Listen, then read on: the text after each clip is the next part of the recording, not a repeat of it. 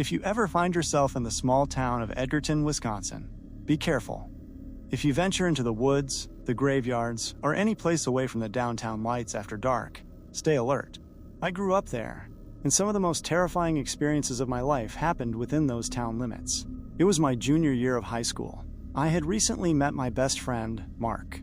We spent our time obsessed with local supernatural sightings.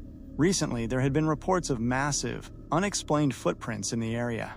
The police officially chalked it up to a large wolf, but nobody really believed them. To understand why this place feels wrong, you have to know the history. Edgerton is an old tobacco town founded in 1853.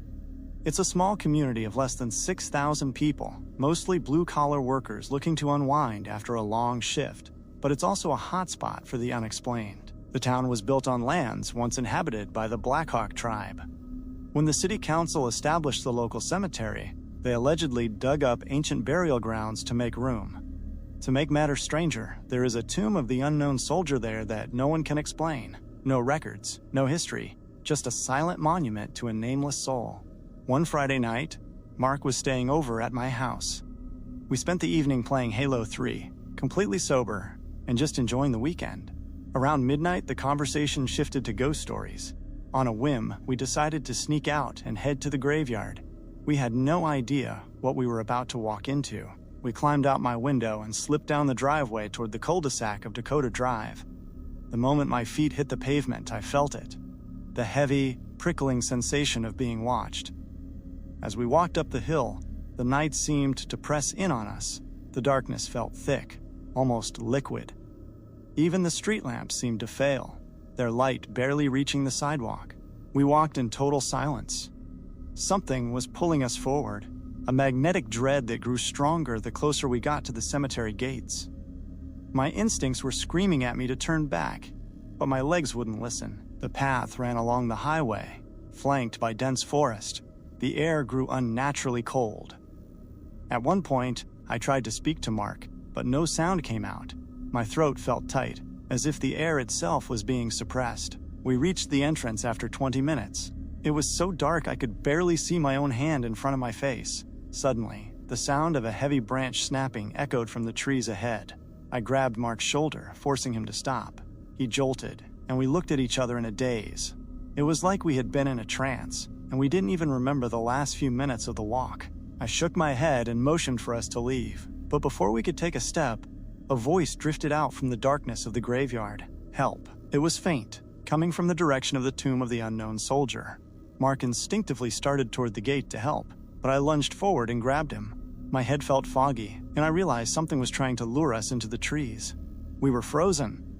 Time slowed down until every second felt like a minute. I managed to shake Mark again, desperate to keep him from stepping back into the shadows. Help me. The voice came again, louder this time. But it had moved. It was now on the opposite side of the road, trying to pull us away from the dim safety of the streetlights. I pointed toward the nearby gas station, signaling Mark that we needed to get to a public place immediately. Every step felt like walking through deep water. We couldn't run. We could barely move a few inches at a time. As we reached the end of the cemetery's steel fence, we saw it. Something was standing near the back of the lot, appearing to rise directly out of a grave. It was massive, at least 12 feet tall. It looked like a living shadow with piercing yellow eyes and strange, jagged protrusions coming from its head. It began to move toward us, reacting to the sound of our footsteps. It was hunting by sound. I covered Mark's mouth so he wouldn't scream and whispered for him to move as quietly as possible.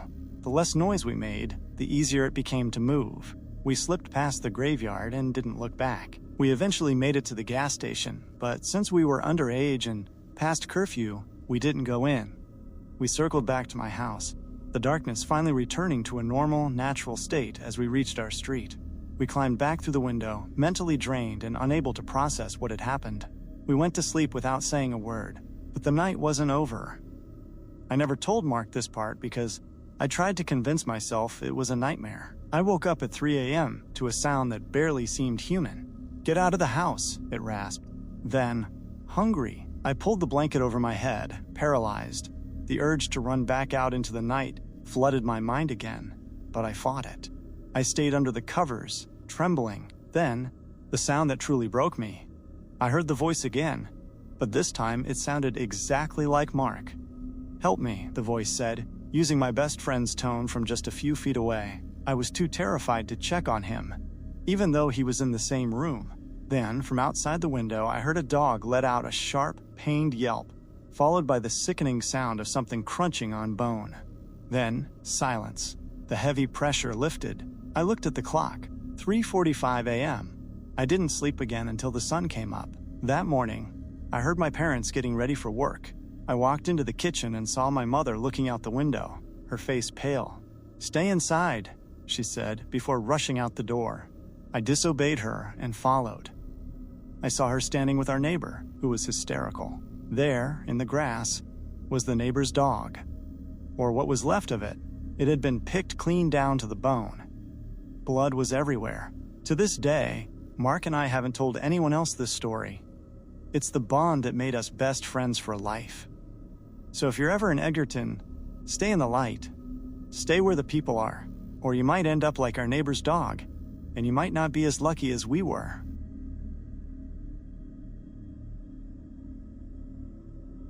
A girl I had been seeing suggested that, for our third date, we take a bottle of wine, a laptop, and a scary movie to the most remote graveyard we could possibly find. As horror movie aficionados, we both felt a bit jaded and immune to fear, so putting ourselves into the ideal situation for terror sounded like an exciting adventure. When the night finally arrived, she drove us an hour out into deep backcountry, heading for a graveyard that we had found in old public records, but which wasn't on any modern map. When we finally found its supposed location, we ended up having to park 3 miles away behind some dense brush. There had been no other place to turn off along the forested country road. The night air was cool though, so the walk wasn't bad. We walked down a raised dirt ridge toward the unmarked graveyard, trying not to slip off into the pools of sludge and overgrowth on either side. The trees ringed an open double hill that led up into darkness, and the century-old gravestone sat in silence. We set up our laptop on a blanket, unafraid, and started the movie. The atmosphere was powerfully creepy, but I still felt nothing until the unexpected happened. Less than 10 minutes into the movie, we saw a pickup truck go by on the country road outside the graveyard. We could see its lights through the trees as it passed. It was the only vehicle we had seen that night. We shrugged, thinking nothing of it, until it came back the other way. Its headlights were distinctive. It was definitely the same truck. When it approached the dirt ridge leading to the graveyard, moving very slowly, I closed the laptop. We froze as its headlights fell on us for a moment. The truck backed up, apparently turning around, and then proceeded to park right outside the entrance. We couldn't be sure if they had seen us, and we certainly had no idea what they were doing. I suggested we pack up, and my date agreed. We had just gathered all of our things when the truck went dark. We stood there in the pitch black for a few moments, confused. Who was in the truck? Had they seen us? Were they coming this way? There was no other way out of this graveyard. The hill was surrounded by what amounted to impassable swamp. I started imagining how we might escape through it regardless, but I realized the attempt would make far too much noise. We would never make it. We had no choice. Carrying our stuff, I grabbed her free hand with mine. We crept forward along the dirt ridge, wincing at every dried leaf that crunched under our shoes. I could see the truck's dark outline parked in our path, but I heard nothing.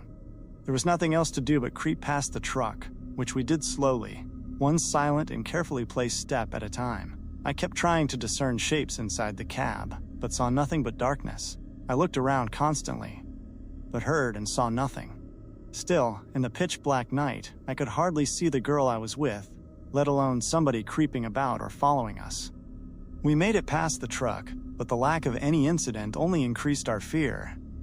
Where were the truck's occupants? What were they doing? They had to be out here somewhere, meaning we were out here in the middle of nowhere, playing a potentially deadly game of hide-and-seek. My heart pounded even harder as I led her down the road toward our car. Where exactly were they? We were maybe half a mile down the road when we heard a scream in the woods, followed by a distant gunshot. In that moment, we both immediately realized what was happening. The truck's occupants hadn't been here for us at all, but they would never let us leave if they knew we were here. We both started running in total panic and actually made it another mile or two before we saw the truck's distinctive headlights coming up behind us. I grabbed her, jumped off the road, and dove into the brush and mud between the trees. We peered through the bushes, waist deep in sludge, and watched the truck go by. To our horror, the truck began to slow. I had dropped the blanket. They must have seen it on the side of the road. The truck stopped there, only a few feet away, for what seemed like an hour.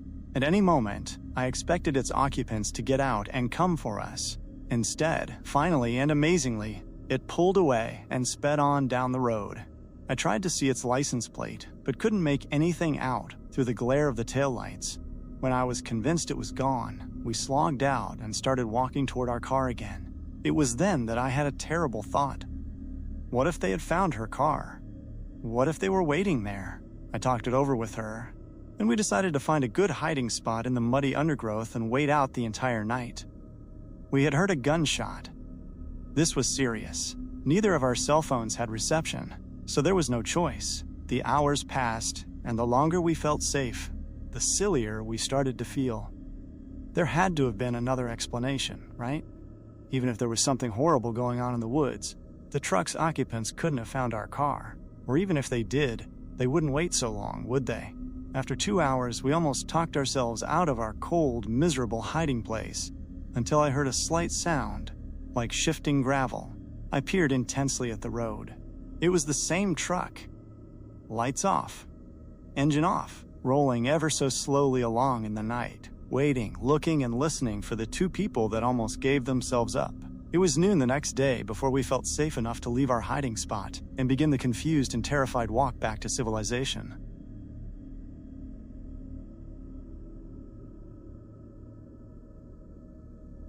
I'm a cemetery groundskeeper. This woman made me rethink my career. I currently work as a cemetery groundskeeper. My duties include mowing the grass so it doesn't grow too tall, planting fresh sod over graves, trimming trees, and general maintenance. I don't typically need to deal with people unless they ask me for directions to a specific plot or the exit. I took this job for a few reasons. First, I only have a high school diploma, and this was a steady job that didn't require a degree. Second, it offers limited human interaction, which I prefer. And third, death is inevitable. We must all die someday. It is just a fact. I don't mind being surrounded by death and decay. In fact, in a strange way, I welcome it. It's comforting to know that we'll eventually return to the earth. Of course, I feel sorrow for those who die prematurely. It pains me to know that people pass away when it could have been prevented. I want everyone to live a long, happy, and healthy life. But again, the end comes for us all. I typically work the night shift. Usually, it's pretty good, meaning no one bothers me while I work. A couple of days back, I was on my shift, doing the usual trimming and cutting, when I saw someone in the distance dressed in all black. Had it not been for the landscape lights in the graveyard, I wouldn't have seen them at all. "Hey!"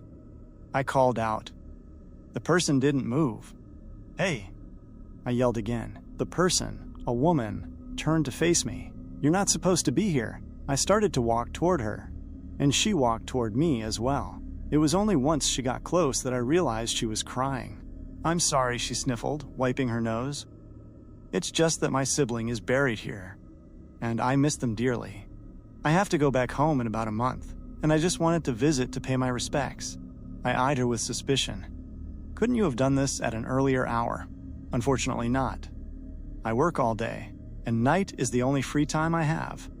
If you could just give me directions to their gravestone, I would appreciate it, and I'll get out of your hair." She appeared well-kept and seemed to be telling the truth, so I relented. "Who are you looking for?"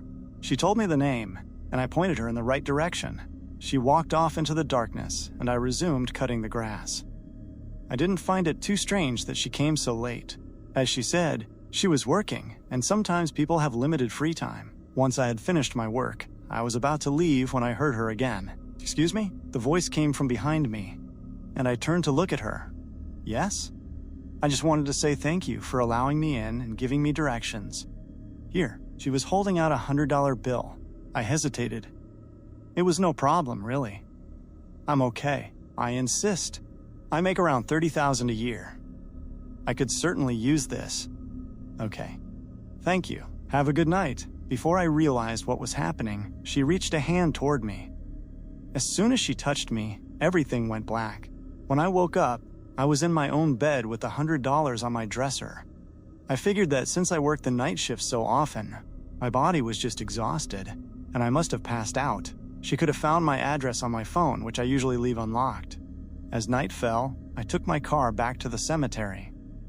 As I drove, however, my vision blacked out again. Suddenly, I saw my wife, who was currently visiting her parents. I saw her slipping and falling in the shower, blood pooling by her head. When my vision snapped back to reality, I realized I had accidentally swerved and was driving straight toward a tree. I slammed on the brakes, panting. I needed to call my wife immediately. "Yeah, baby." Her voice answered the phone. I took that as a sign she was okay. "I have an odd request, yeah?" she asked, her voice sounding playful. "Not that kind of request." "Can I ask you not to get into the shower right now?" She paused. I was literally about to hop in. "Can I ask you to skip this one and shower tomorrow?" I asked. She must have heard the worry in my tone because she agreed. "Okay, I guess." "Is everything all right?" "Everything is fine. Thank you." "When are you coming back?" "In 2 weeks." "I can't wait to see you." "Me too." "Talk to you later?" "Talk to you later." She hung up. I drove the rest of the way very slowly. Once I arrived, I got back to work, trimming trees, cutting grass, the usual. I didn't see the woman again that night. When I finished my shift, I drove home slowly, just in case. I was making dinner when my vision went black again. This time, it showed me speeding because I was late for work. I saw another car hitting me, my car flipping, and me getting crushed underneath it. I came to on the floor. I wasn't physically harmed, but I had dropped my spatula. I decided to take the bus the next day. I didn't know what was going on. Whatever it was, it definitely wasn't normal, and it seemed connected to the woman I met. I went to work every single night that week, but she wasn't there. Luckily, other than those 2 visions, nothing else happened immediately. My wife was fine, thankfully.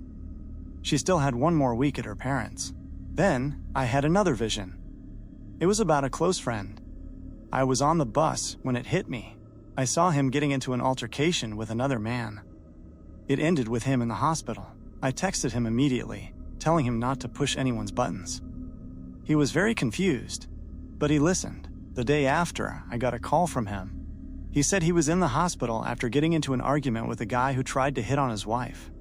He was stable, thank goodness, but only because he stopped himself from escalating things further after remembering my text. The visions kept coming. People I loved getting hurt, or almost dying. Then came the day I knew was inevitable. The day I either forgot to tell someone, or the day someone didn't believe me. I was cooking again, then bam, a vision. This time, it was my ex-girlfriend. I saw her stepping off a curb, looking at her phone, not paying attention. A bus was coming, and then, well, thankfully, I didn't fall this time. I called her to warn her, but she laughed it off. I get it, it sounds crazy, but this week, I got news from her mother. She had been hit by a bus. I told her mom I tried to warn her and that I was sorry. Her mother went on a tirade about how dare I make a joke out of this, and hung up on me. By the end of that week, I was mentally exhausted. All the visions had me stressed out. I mean, if you met a mysterious woman in a graveyard who gave you money, made you pass out, and then you started having visions about your loved ones dying, how would you react? Exactly. My wife is supposed to return in a week, and I keep having these visions. My friends, my family, practically everyone I know is in danger, and the visions keep getting more frequent. I didn't stop trying to help. I called, and still call, everyone that my visions pertain to, warning them. Some listened. Some didn't. Those that didn't either got seriously hurt or passed away. Those that listened, thankfully, survived. But all of the stress has had a terrible effect on me.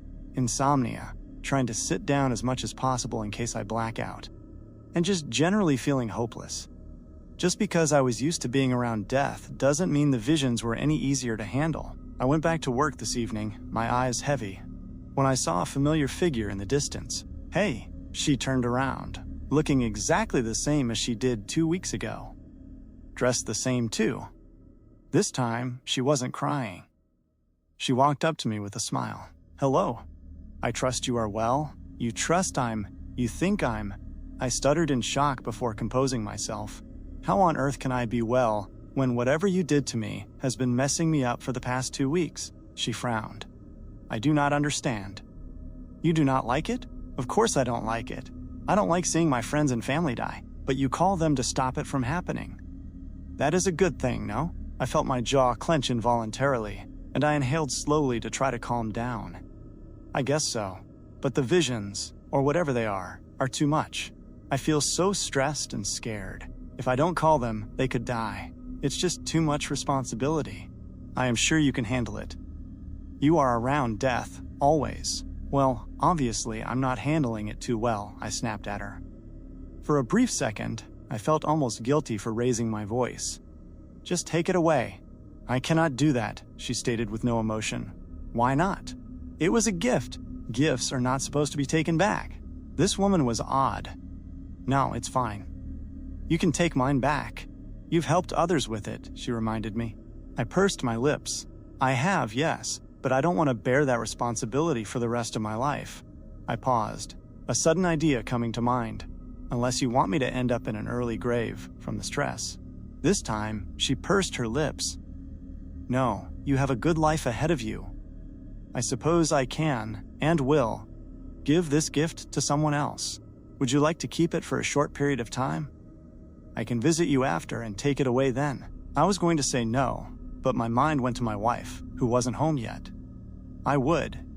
Maybe another week or so." "Very well." She nodded, turning away. "If you ever want this gift back, just come back to this cemetery. Okay? Okay." And then I left the cemetery. I don't know if I should keep this so-called gift or not. On one hand, it does help people.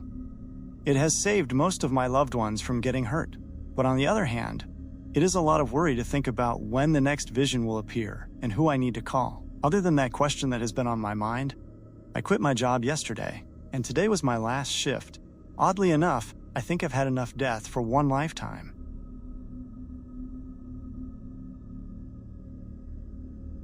In the spring of 2003, I graduated high school with a scholarship lined up at a nearby community college. I decided to get a summer job to make some extra money before starting my freshman year.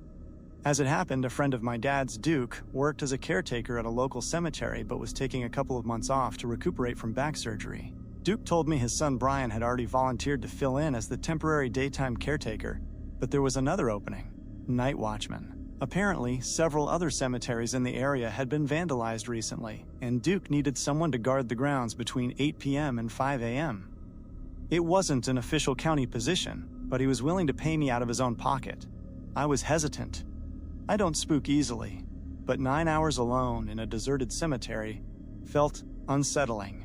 However, it beat fast food work, so I accepted. The cemetery sat on the outskirts of town, surrounded by farmland. The back of the property ended at a small wooded area. It was sprawling, about 6 acres, and very old, with graves dating back to the early 1800s. I drove out for my first shift in early June. Duke gave me a tour and explained the duties: sweep the grounds every hour and log any unusual activity. If I found trespassers, I was told to call the police, not confront them. He led me to a small maintenance shed filled with tools.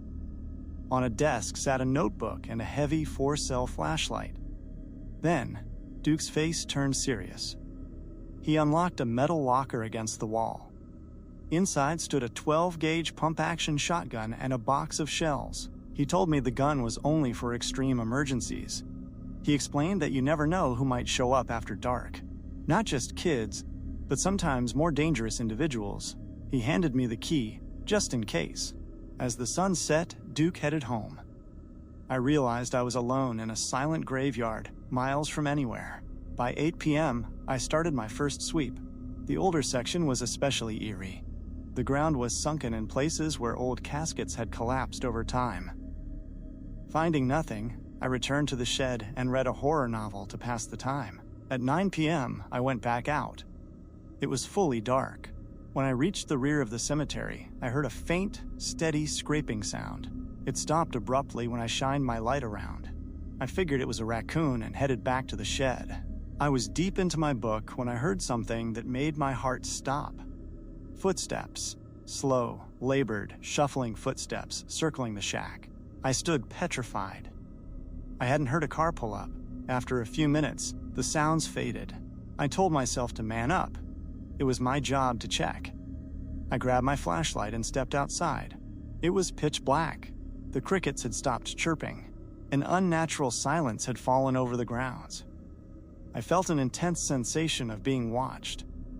Then, I heard that scraping sound again. I followed it to a fresh grave. As I watched, the mound of soil collapsed inward. I stepped to the edge and shined my light down. The grave was nearly 15 feet deep. At the bottom, the casket was moving, being dragged into a tunnel by a pair of thin gray arms with long black claws. I ran back to the shed, desperate to find my phone, but when I burst inside, the place was trashed. My phone was smashed. Then, the shuffling footsteps returned. A tall, thin silhouette with glowing red eyes stood in the doorway. I slammed and locked the door. A high-pitched screech erupted from outside. Something began pounding on the door while others scratched at the walls. They were trying to get in. I remembered the shotgun. I fumbled with the key, grabbed the gun, and disengaged the safety. As the walls shook, I aimed at the door and pulled the trigger. The blast was deafening. After a moment of ringing silence, the scratching stopped. I threw the door open, saw nothing but darkness, and sprinted to my car. As I sped through the gate, I saw several pairs of glowing red eyes in my rearview mirror. I drove to the sheriff's office and reported an attack by grave robbers, knowing they wouldn't believe the truth. The police were suspicious, but eventually let it go. Duke visited me a few days later, looking troubled and evasive. He paid me for the shift, and I never went back. 18 years passed. I moved away, got married, and had kids. Last month, while visiting my parents, I ran into Brian. We went for a beer, and he finally told me what the police had found. They had discovered a massive network of hand-dug tunnels beneath the cemetery. In the center was a cavern filled with splintered caskets and human remains that had been devoured. The FBI and a mysterious government agency had taken over the site in hazmat suits, sworn everyone to secrecy, and eventually filled the tunnels with dirt. Before the authorities arrived that morning, Brian had found a trail of black liquid leading from the shed toward the woods. He had secretly sent a sample to a lab. The results? It was blood, but the DNA wasn't human. It was something else entirely.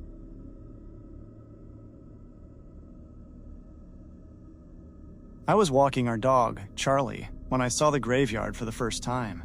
A little white fence, not even knee-high, ran in a circle around maybe a dozen small headstones. There was space for a small gate along the fence, but it was empty now, like a missing tooth. Whether the gate had been removed or never existed, I couldn't tell, but the rest of the fence was in good shape. It even looked freshly painted. "What do you think, Charlie?" I asked, pulling up my hood. The sky had been threatening rain all week, and it was finally making good on the promise. The Weimaraner tilted his head at me and then looked off toward nothing. The fact that nothing happened to be in the same direction as the graveyard, well, I figured it was a coincidence. But dogs always know, don't they? When something is wrong, dangerous, and close. Charlie knew. He even warned me in his own way. It's a shame I didn't notice until after most everyone was. After it was too late to do anything about it. Nicole was hanging up pictures when we got back. I started unpacking one of the countless boxes scattered around the living room. It appeared to contain roughly 4,000 dish towels and a single, chipped coffee mug. Charlie watched us patiently, filled with the unshakable belief that if he sat long enough and looked adorable enough, sooner or later, one of his owners would produce a treat. He was correct. My wife folded first, tossing him a dried sweet potato snack which Charlie gratefully caught midair. "Like the neighborhood?" Nicole asked. "It's almost perfect. Lots of folks out and about, saw a few other families moving in. Oh, and there's even a graveyard in the middle of the development."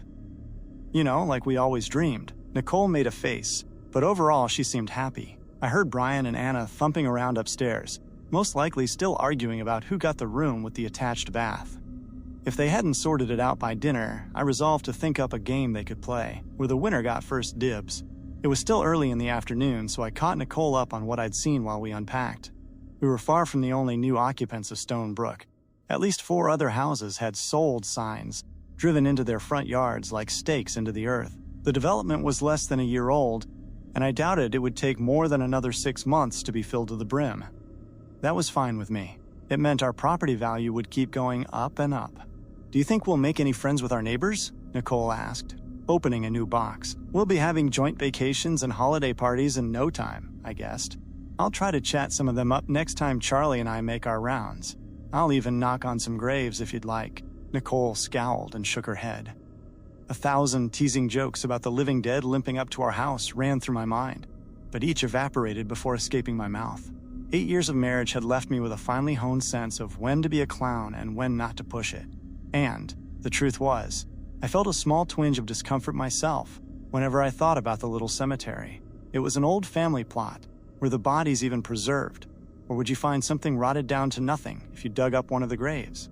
I shivered. Nicole smiled. "Looks like someone just walked over your grave." "Not possible. I'm not leaving a body behind when I go, remember? Viking funeral. Have my brother launch fire arrows at a gasoline-soaked canoe with me in it. And then scatter the ashes somewhere meaningful," I added. "Like the Grand Canyon, or the ocean, or the last blockbuster on Earth." Nicole called for Anna and Brian, and we sat down to a family dinner of move-in day sandwiches, popcorn, and whatever other snacks we still had from the drive. It was a good night. Brian was distracted by his phone, a new friend, or a girl, maybe. Anna was joking with Nicole about something to do with school. Can't remember what, exactly. I really wish I could. That was the last time we all sat down together as a family for dinner. I woke up in the middle of our first night in the new house. Some outside sound had entered my dreams. What was it? A whispering or a knocking? No, it was a rustling, like the sound of many things moving at once, but moving quietly, carefully, deliberately. I sat up in bed, blinking against the total darkness of the room. There it was again. The rustling. Faint and far away, I guessed, but it was so eerie that I could hear it at all. "Hey, Nicole," I whispered. "Hey, are you awake?" Nothing in response other than that rustle again in the dark. It sounded like it was coming from somewhere below me. I got up and stumbled through the room without turning on a light. I don't know why I didn't wake Nicole up to listen. I wish I had. I guess I didn't want her to think I was losing my mind if I was the only one who heard it. The rustling was actually fainter when I finally made it downstairs. There was only a little light in the house, spilling in from outside through half-curtained windows. I paused on the second-to-last step and listened. The noise was moving away, growing softer. By the time I stepped on the living room rug, the night was silent. I waited, listening for almost a full minute, then started padding back up the stairs. There was something unsettling about that sound. I'd watched a documentary a few years back where they demonstrated an old medical procedure. They pushed the camera in real close so you got a great look, and even a great listen. The rustling I'd heard outside the house that night reminded me of the sound of a needle and thread slithering through heavy fabric. Wind, I thought. A dream. The HVAC system, but probably just the wind traveling through the branches of the maple trees that lined our street. There's a landing at the top of the stairs with a big window that looks out over the front yard. A silver-gray column of moonlight fell in through the glass, giving just enough light to make out a shadow standing on my lawn. It was a man, tall, but a little bent. I remember thinking maybe he was hurt, so I moved closer to the window for a better look. The man was right at the edge of my yard, nearly in the road. He was facing my house, but I couldn't pick out any details. Too many clouds and moon shadows. We both stared at the other for a minute, then the stranger turned and began to walk away. Or, walking isn't entirely the right word. He moved like a man who had just learned to use his legs and almost had it figured out. His knees threatened to collide more than once, and he was moving with a heavy limp. I watched him fall over twice, each time dragging his body along the road for a dozen yards or so before shakily standing up and continuing on, like a shell-shocked soldier wandering out of a trench. Each time the man got near a streetlight, he would veer away from the glow, stumbling back into darkness, always moving toward the tree line that marked the edge of the woods. I stood, frozen in the moonlight, as the visitor slipped into the forest. His movements were jerking like a puppet with stiff strings. Then the figure was gone, and I was left blinking, wondering if I was dreaming. It didn't seem real, none of it. Not the rustling, not the man in the yard. Once I was back in our bedroom, I considered waking up Nicole. But what was I going to tell her? "Hey dear, sorry to startle you. I think there was a monster outside our house." Or maybe just a creepy neighbor. Or maybe her husband was just going completely crazy. Before getting back into bed, I lifted the corner of the curtain, peeking out at the spot where the man had vanished. I'm not sure what I was expecting. Some trail of destruction, maybe. But there was nothing.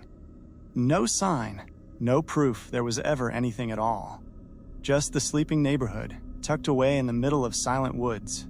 The trees were slick with the day's rain. Streetlights stood out like bright scars in the dark. I followed the line of them from where they ended at the road back to where they started at the center of the development. The graveyard sat high on a hill there, at the heart of the neighborhood. I tried to put the experience out of my mind and lay back in bed next to Nicole. Charlie and I were on another walk first thing the next morning, when we saw another moving truck. This time, however, it looked like the family was on their way out. We stood under a tree watching the movers buzzing back and forth. Big, quiet men. The departing family was helping. A man and woman with 3 little boys. There was something about the way the parents were behaving that made me stop and observe. The adults were zipping boxes from the house to the van at warp speed, almost like they had a deadline. At the same time, both the man and the woman looked so exhausted, I was surprised they were standing. They eventually noticed me and Charlie, so I waved and walked over. "Howdy, neighbors," I said, unleashing the most cheerful grin I could manage. The couple stopped moving boxes. They stood together, between me and their kids, and I got the unmistakable idea they were afraid of me. Or at least, they were very concerned about me keeping my distance from their children. I tried to smile even more disarmingly, but it probably had the opposite effect. "We just moved in," I said, pointing down the street. "How are you all liking Stone Brook?" The pair shared a look. They were both around my age, maybe mid-30s. The woman was very tall, her face hidden in shadows cast by a gardening hat. The man was short and muscled like a powerlifter. He took a step toward me, and I instinctively tensed up.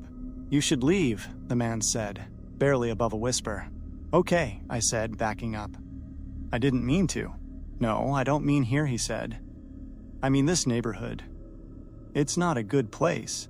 His wife was looking around the nearby houses while we talked. Something must have spooked her, because she took 2 steps forward and leaned in. "Walter, we don't know him," she whispered. "He might be." "Okay, June," Walter said. "You're right. Buddy, I'm sorry we don't have anything to talk about. We're out of here, hopefully before dinner." The couple turned away and walked back to their kids. Walter hesitated in his driveway, giving me one last glance. "Listen, I'm sorry." "You seem normal enough," he said, ignoring the glare from his wife, "but you really should get out of Stone Brook as soon as you can. We've only been here a week, but there's already so much. Look, if you are normal, you wouldn't believe me. And if you're not, well, we'll be gone by tonight either way." Walter's wife returned to his side, one hand on his shoulder, trying to steer him away. She must have noticed my absolute confusion. The little bit of her face I could see softened. "If anyone knocks on your door after dark, you shouldn't answer. Don't go out after sundown either. And if anyone you know starts acting..." She looked back at her kids. 2 of the boys were moving boxes, but the third, a little boy, was standing on the porch staring at us. "If anyone you know starts acting strange, just don't be alone with them." "Do you understand?" "Not at all," I admitted, but the pair were already gone. The one boy was still separate from the others, still watching me and Charlie while we stood on the sidewalk. Feeling uncomfortable, I gave the kid a friendly wave. He just stared until we left. I tried to shake off the encounter. 10 minutes of walking in the sunshine had me feeling better. Charlie and I took a loop around the rest of the neighborhood, then started heading home. I wasn't planning on walking by the cemetery, but that's the way our route wound up. It was even smaller up close. The stones themselves were weathered, carved of something that was white once but had been stained to a dirty gray. I couldn't make out any names from where I was standing. It didn't feel right stepping inside the fence. I told myself it was respect holding me back. Well, that and the fact that Charlie was not a fan of the area at all. He began whining as we approached the hill. By the time we were at the fence, Charlie was tugging at his leash, trying to drag me back toward our house. "Easy, Charlie, easy," I said. "I just want to look for a second, all right?" It wasn't all right. After about 2 minutes of trying to stand without getting wrapped up in the leash by my 90-pound dog, I surrendered. I took one last look at the graveyard. There were a few trees scattered among the stones. They were bare of leaves, but they also looked stunted and sickly. The trunk of the tree closest to the gate appeared to be rotted, its bark flaky and orange in spots. The last thing I noticed was a faint smell. It wasn't a scent of death exactly. It was an earthy scent, like a field after a rainstorm, but with the hint of something spoiled underneath it all. I let Charlie lead us home. Nicole was up unpacking again when we walked in. The kids were still asleep. I remember thinking how pretty she looked, her hair tied up in a scarf, smiling as she worked. We spent the rest of the day settling in and playing games with the kids. Then we ordered food for an early dinner. I remember the sun was still out when it was delivered, and just setting when Nicole took Charlie out for his evening walk. Charlie returned alone half an hour later, dragging his leash and looking more stressed than I'd ever seen him. Hey, buddy, I said, opening the door he was scratching at. Where's your mom, Charlie? I stepped out onto the porch, expecting to see Nicole running down the street, but it was starting to rain, and no one was moving anywhere I could see. Nicole! I called out. She didn't call back.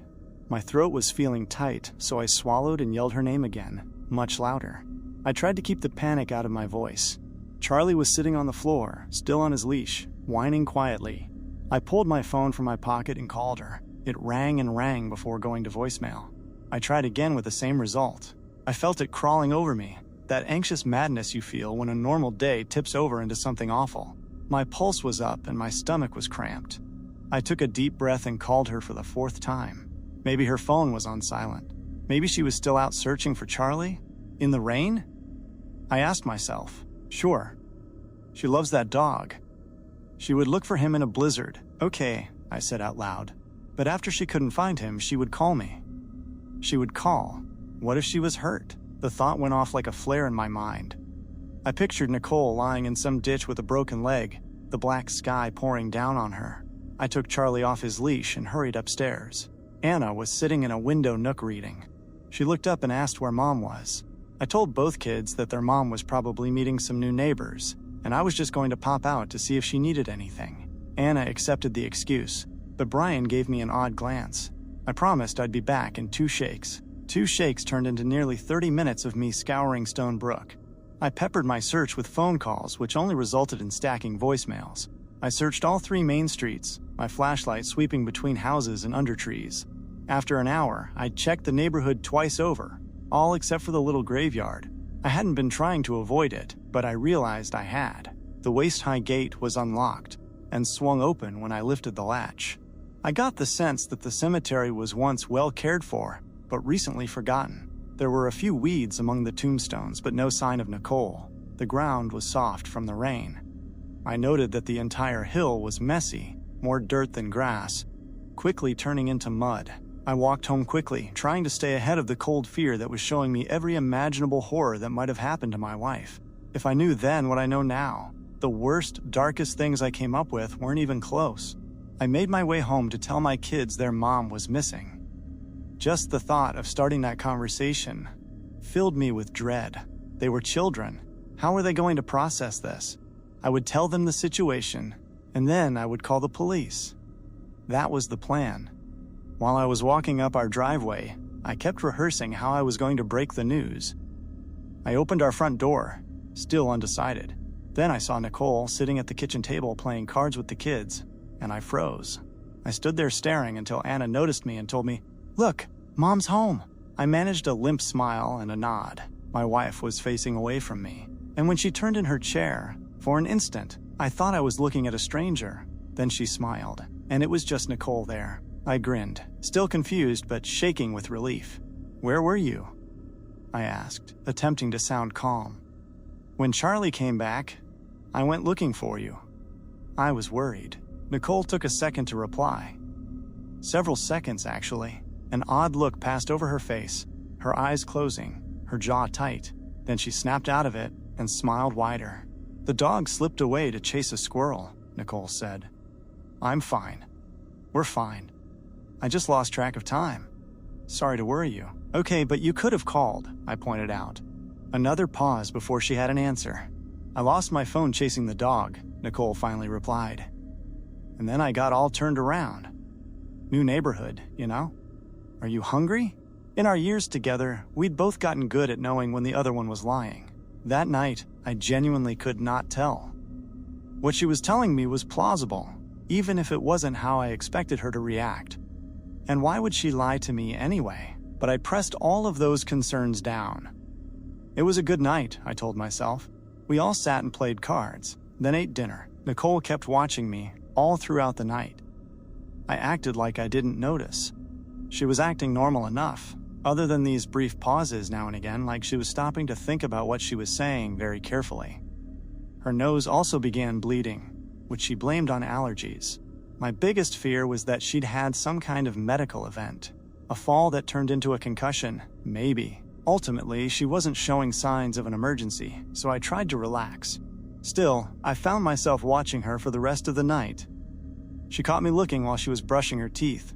All she did was stop and smile at me. We lay down in bed and I immediately clicked off the light, telling her I was worn out.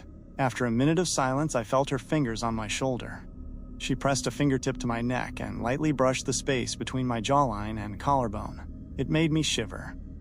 Not in a pleasant way. "Hey, that tickles," I said, turning away. Nothing for a moment, and then her fingers were pushing against the back of my neck. Not hard enough to be painful, but not comfortable either. "What are you doing?" I asked. In response, Nicole kissed my shoulder, or it was half a kiss and half almost a bite. She didn't break the skin, but it was close. I slipped away, putting space between us by rolling toward the edge of the bed. What was that for? I snapped. Nicole didn't say anything back. In the blackness, I heard my wife shifting in bed. Nicole? Still nothing, and now she wasn't moving at all. I just remembered I need to send some emails, I told the darkness. I'll just be downstairs. Good night. I heard her shifting again as I was leaving the bedroom. It was louder than before, a rustling that reminded me of something I couldn't place. Whatever it was, I didn't like it. I ended up sleeping on the couch. I had a dream that people were standing outside of our house trying to look in the windows. There was that rustling sound again, like wind through a forest. I woke up to find Nicole standing halfway down the stairs, silhouetted by the light from my open laptop. She froze when I looked at her, stared at me, then softly walked back up the stairs. There was no more sleep for me that night. I stayed on the couch with the lights on until dawn.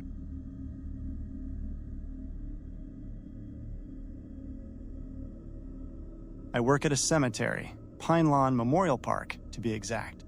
My family has owned it for nearly 5 generations, and I've been working there since I was 12 years old, officially since I was 15. I know cemeteries are inherently creepy.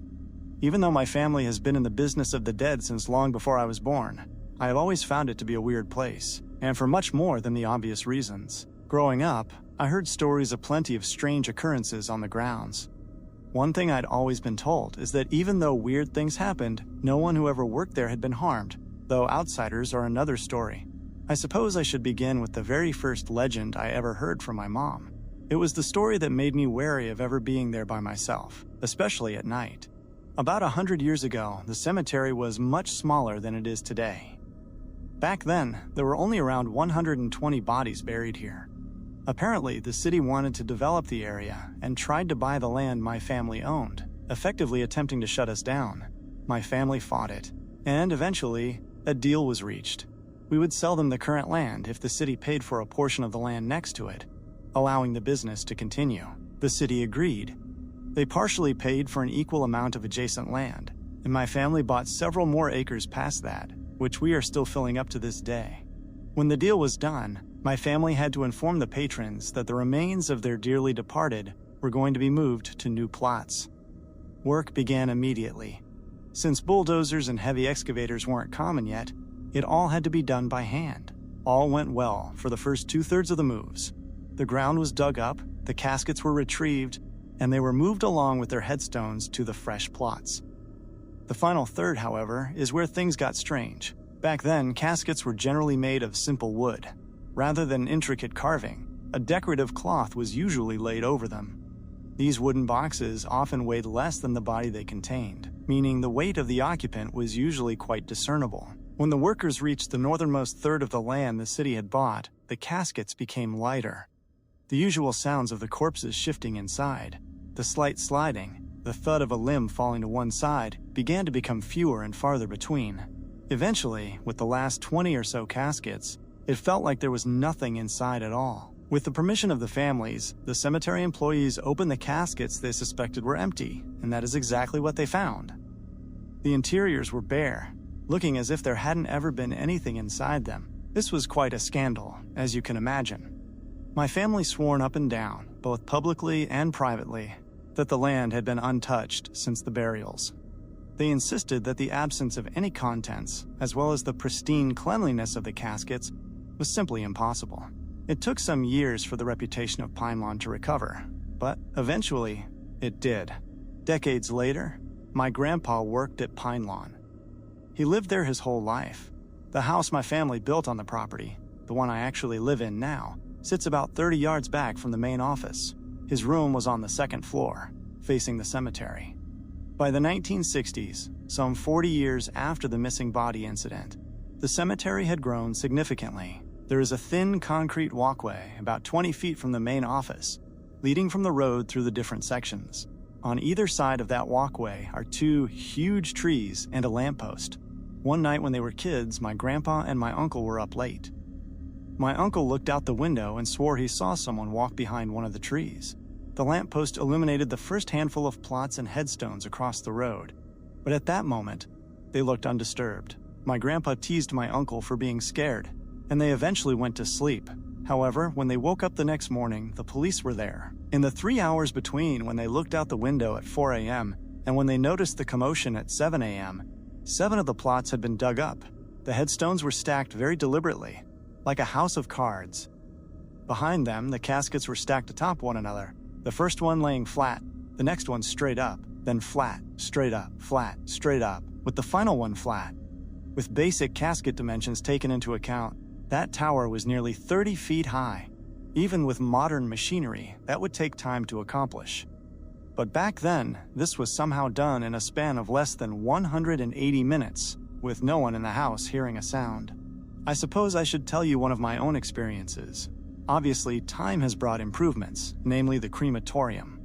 I've had a number of odd experiences with our crematorium, which was built as an extension of the main office. One such instance was in 2012, following a funeral for a very large man, roughly 375 pounds.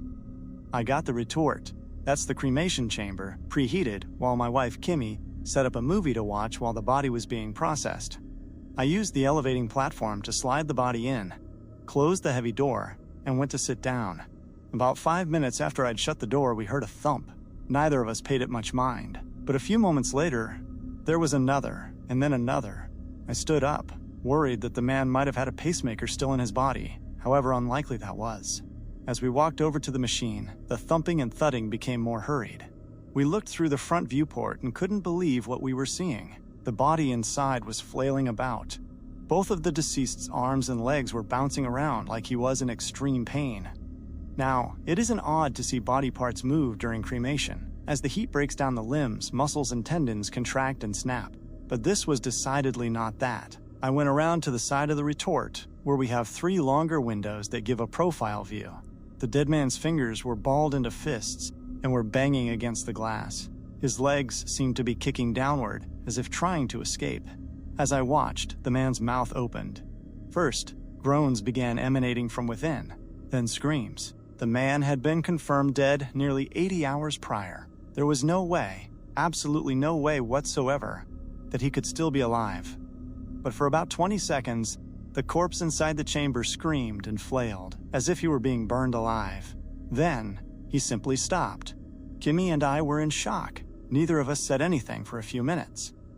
When I finally found the words, I advised her never to mention it again. I told her it was an anomaly. Air escaping lungs, tendons snapping. I said whatever I could to justify it. Even so, it's something that has never left our minds. Another quick story happened just last year. The addition containing the cremation chamber naturally has an exhaust system. I was sleeping one night in late November when Kimmy shook me awake. She told me to look at the office. I went to the window and saw thick smoke pluming from the exhaust, as if a body were being cremated. Since we are the only operators and neither of us was there, this absolutely should not have been happening. I had Kimmy call the police while I went to check on things. A fire of over 1,000 degrees was likely burning inside. It had to be turned off or controlled immediately. All the lights were off and the doors were locked, just as they were every night. I went inside, and the interior of the retort was bright with flames, but there was nothing inside it. We meticulously cleaned the chamber after each use. While the flames alone might produce some exhaust, the smoke we saw was the thick, gray and black kind that is only produced by something physically burning. I shut it off and checked the windows and side doors. All were intact and locked. There is a ladder leading to a ceiling exit, but that too was locked from the inside. The police took a report, but there was nothing to be done. It was attributed to someone leaving the machine on by mistake, even though Kimmy and I both knew neither of us had done that. That is one mystery I will forever ponder. I have many more stories, both from my own experiences in the mausoleums and from the generations before me, but I think that is enough for now.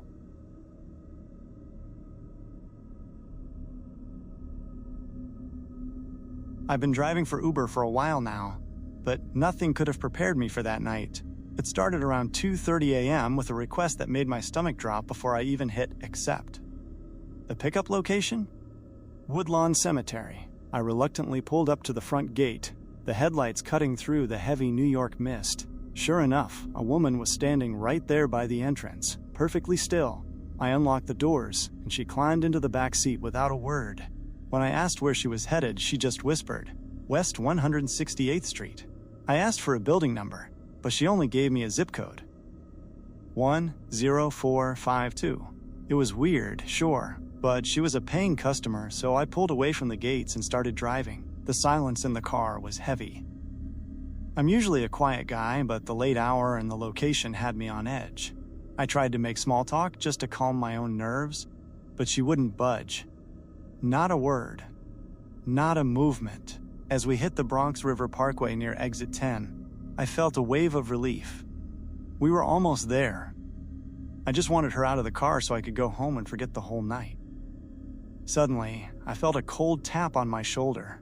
Here's your tip, she said. I looked in the rearview mirror.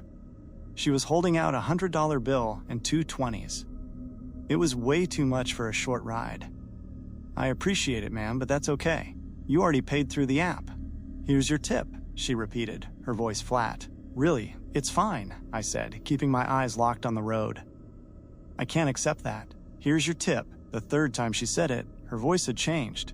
It was raspy, ghastly, like her throat was filled with gravel. I finally turned my head to tell her once and for all that I wouldn't take it, but the woman I picked up at the cemetery was gone. In her place sat a nightmare. Her skin was a pale, wrinkled white. Her eyes were hollow, completely void of color. Her clothes were tattered and stained with dirt, as if she had just clawed her way out of the earth. She looked like a fresh corpse. I panicked. I lost control of the wheel, and the last thing I remember was the scream of tires and the sickening crunch of metal hitting a telephone pole. Everything went black. I woke up at Our Lady of Mercy Hospital. When the nurse came in to check my vitals, I immediately asked about the passenger. She looked at me with pity, thinking I was delirious. She told me the police found the car empty. I was the only one at the scene. She mentioned that the area where I crashed was notorious. People had been crashing there for years. The city even rebuilt the bridge, thinking it was a structural issue, but the accidents never stopped. Local residents eventually started calling the stretch of road cursed. Then she said something that chilled me to the bone. You know, you're the first one to ever survive a crash on that bridge. And you're lucky. If you'd crashed just a second or two sooner, you'd be dead like the rest. It hit me then. If I had turned around the first time she offered the money, I would have crashed at high speed on the bridge itself. The nurse kept talking, explaining that the legend started years ago. A woman and her husband were arguing in their car over money. He had a drinking problem and wanted her hard-earned tips to buy more. He turned around to yell at her, lost control, and hit the bridge. He lived, but she died. When the examiners performed her autopsy, they found exactly $140 in her pocket. It was all she had to her name. I felt the blood drain from my face. That was the exact amount she offered me, I whispered. The nurse just told me to get some rest, thinking I was still in shock. As she began tidying up the room, she moved a vase near the door. Suddenly, she let out a blood-curdling scream and bolted out of the room. I forced myself out of bed, shaking, and walked over to see what she had found. Under the vase, tucked against the floor, was a small card.